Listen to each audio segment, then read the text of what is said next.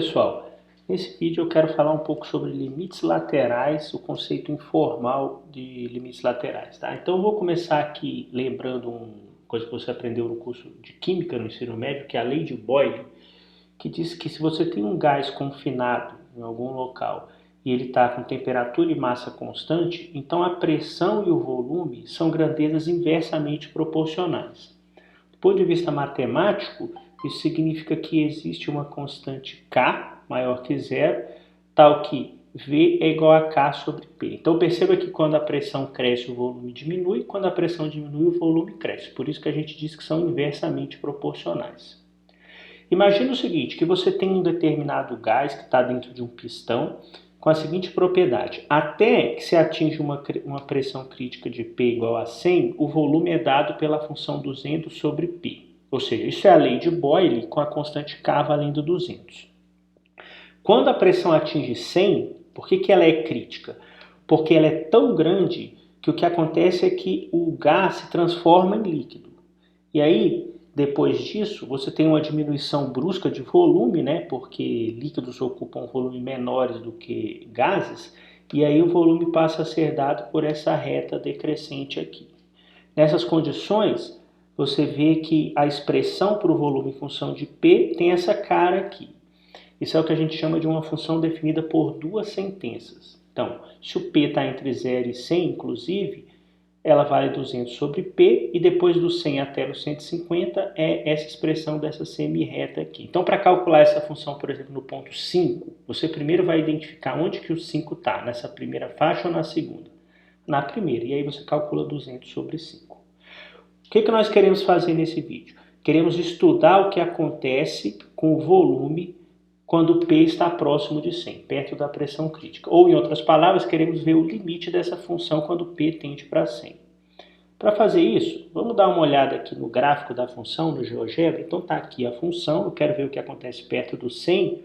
E aí você pode ver claramente aqui, ó, essa bolinha está andando em torno do 100, que quando a pressão vem diminuindo e se aproximando de 100, o volume vai se aproximando de 2.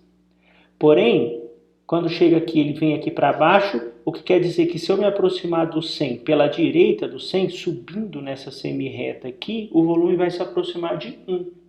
Ou seja, essa função ela não tem limite quando P tende para 100. Por quê? Porque se tivesse limite, quando P estivesse próximo de 100, o volume estaria perto de um número, mas ele não está. Ora ele está perto de 1, ora ele está perto de 2, dependendo do lado em que você se aproxima.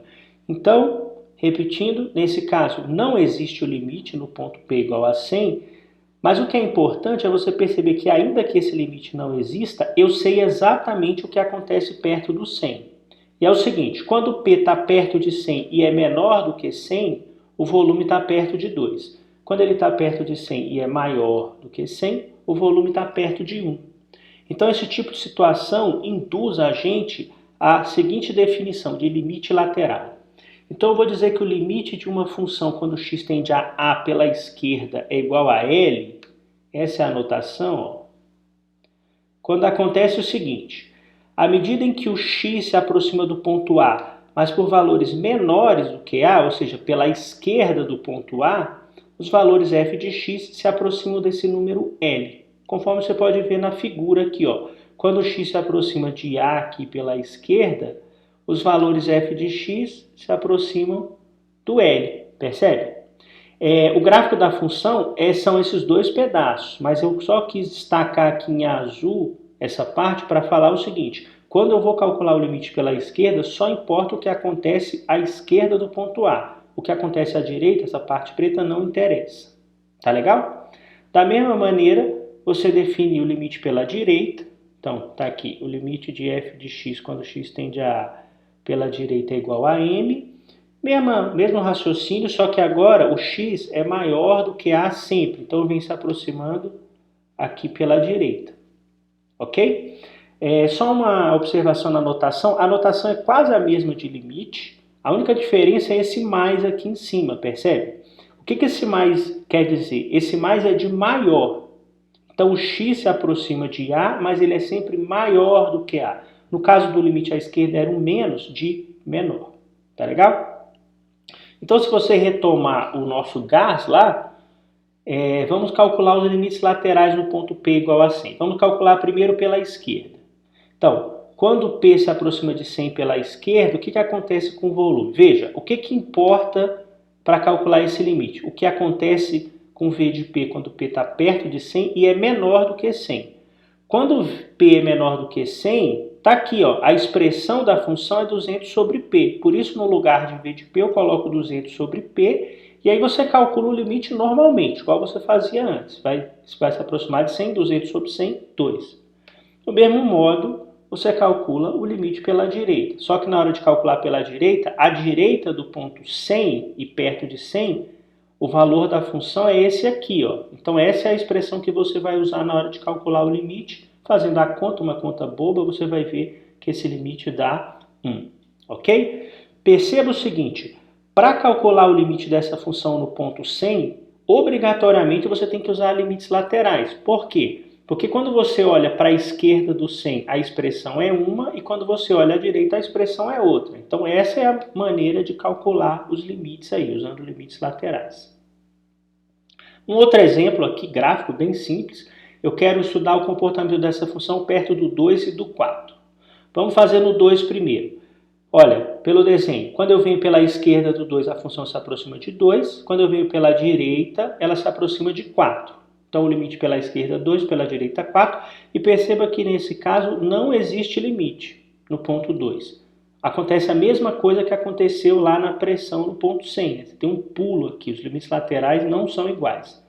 Enquanto que no ponto 4, veja, no ponto 4, se você tivesse a expressão dessa função aqui e pedisse para calcular o limite no 4, você teria também que usar limites laterais. Porque pelo desenho você percebe que a esquerda do 4 é uma expressão matemática e a direita é outra. Isso aqui é uma reta decrescente, isso aqui é uma reta crescente. Mas o que acontece é que quando você faz a conta, de fato aqui olhando o desenho, você vê que tanto pela esquerda quanto pela direita, os limites são iguais. O limite lateral é 1, tanto pela esquerda quanto pela direita. E nesse caso, é claro, existe o limite. Quando x está perto de 4, f de x está perto de 1. O que é mais ou menos óbvio. Porque se os dois limites laterais existem e são iguais, valem 1, é porque o limite vale 1. Tá bem?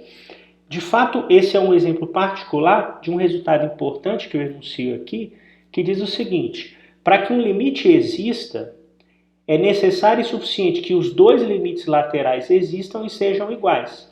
Então, se o limite é L, quando x tende para A, é porque os dois limites laterais existem e também valem L. E reciprocamente, se você sabe que os dois laterais existem e valem L, é porque o limite existe e vale L. Tá bem? Então isso caracteriza totalmente a existência de um limite. Porque para que um limite exista, é necessário que os limites laterais necessários e suficientes existam e sejam iguais. Tá bom? Bem, agora só para você treinar aí, dá uma olhada para esse gráfico aqui. Eu quero que você responda o seguinte: em quais pontos essa função não tem limite? Por que, né, não tem limite? E depois responda também que tipo de limite que dá para calcular no ponto 0 aqui. Então pausa o vídeo, responde isso e a gente se encontra em alguns segundos. Pausa. Bem, olhando para o gráfico você vê facilmente que os pontos em que essa função não tem limite são o 10 e o 20, porque nesses pontos os limites laterais são diferentes. Nós vimos no critério anterior que para o limite existir, os laterais têm que existir e ser iguais. Então, por exemplo, no ponto 10 não tem limite, porque o limite pela esquerda é 0 e pela direita é 1. Esses caras são diferentes. Mesma coisa no 20. E, finalmente, no ponto 0, só tem sentido calcular o limite quando P tende a 0 pela direita, percebe? Porque a função não existe à esquerda do 0. Então, se você quiser calcular o limite no ponto 0, tem que ser pela direita. Esse limite pela direita existe e dá 0. Tá bem? Espero que tenha ficado claro. A gente se encontra aí no nosso próximo vídeo. Um abração, tchau, tchau.